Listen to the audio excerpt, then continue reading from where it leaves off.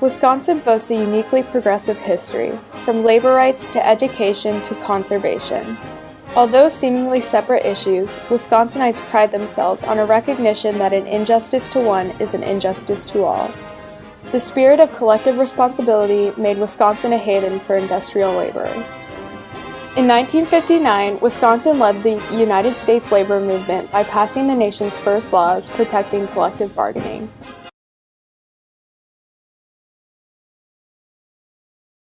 Brand new protests as the Wisconsin wave of resistance grows. Right now, union presidents, students, business and community leaders are outlining plans to work together in this budget battle.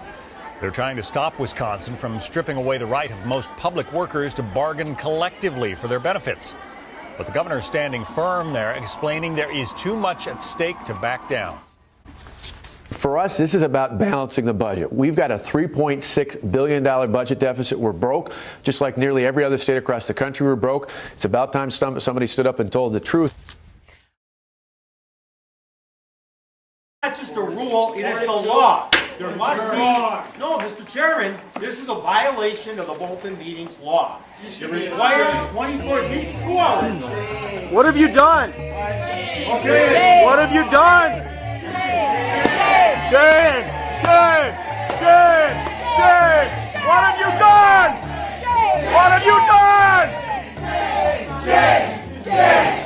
Shame! In February 2011, Wisconsin Governor Scott Walker proposed and eventually signed the Budget Repair Bill, also known as Act 10, which ran antithetical to Wisconsin's progressive identity. Included in the budget proposal were the elimination of collective bargaining rights for public sector workers, as well as severe cuts in state funding for public education. Act 10 not only cut the legs out from under public sector unions, but also reduced workers to their labor capacity.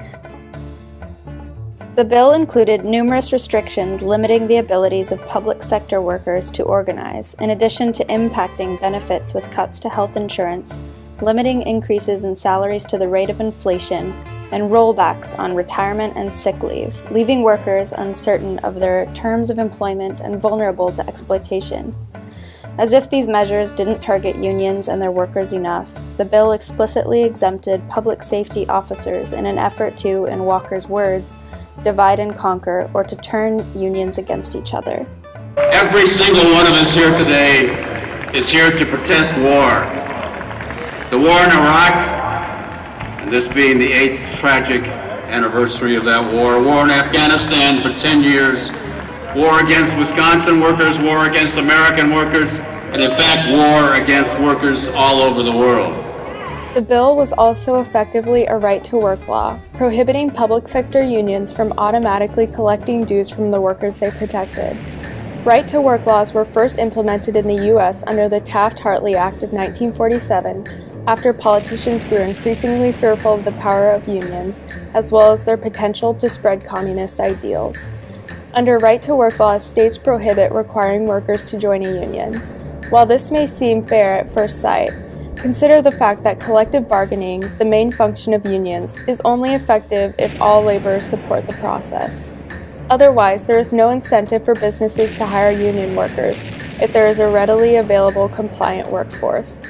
Also consider the fact that a recent study shows that states with right-to-work laws have overall lower public health indicators, including life expectancy, as well as lower pay for workers and higher pay for corporate bosses. Finally, recall that opposition to mandatory union membership came not from the workers, but from the state, prompted by big folks business. Here with me from the legislature, and we firmly want to get back to a jobs agenda. We've been talking about it. We had great success. I mean, think about this. You all locally know this, but I've been talking about this for a long time. Wisconsin's open for business. Scott Walker, along with the majority conservative legislature, forced an anti-union neoliberal agenda on Wisconsin's working class in the name of balancing the state budget after a bill earlier in 2011 lowered corporate taxes, draining government funds. Yet the primary aim of Act 10 was to suffocate public sector unions, which Walker saw as making the state unfriendly to business. Labor unions compel these firms to view their employees as more than just capital, docile and disposable, and instead to respect their rights as family members through policies such as paid maternity and paternity leave, their rights to health and safety through job site regulations and paid sick leave, and their intrinsic worth as human beings through fair pay standards, 8-hour workdays, and protection from discrimination. All of these policies are seen as a threat to the competitive edge of both local and state governments in attracting business interests. Organizers included teachers, firefighters, police, university staff and students, as well as workers from the private sector. The demonstrations remained peaceful even during the occupation of the Capitol. During the 2011 Wisconsin protests, workers from across the labor movement contested the neoliberal discourse of competition and marketization perpetuated by Act 10, with a message of unity and humanization. In the end, the public sector workers of Wisconsin refused to be reduced to pawns for profit in the race to attract investors and corporate interests. Instead, the protesters drew on the history of their state to oppose the blatant erasure of working-class voices. While the people of this movement differed in beliefs, backgrounds, and socioeconomic status, they could agree on one thing: the rights of workers in all sectors to consolidate their voices in opposition to institutional forces of oppression.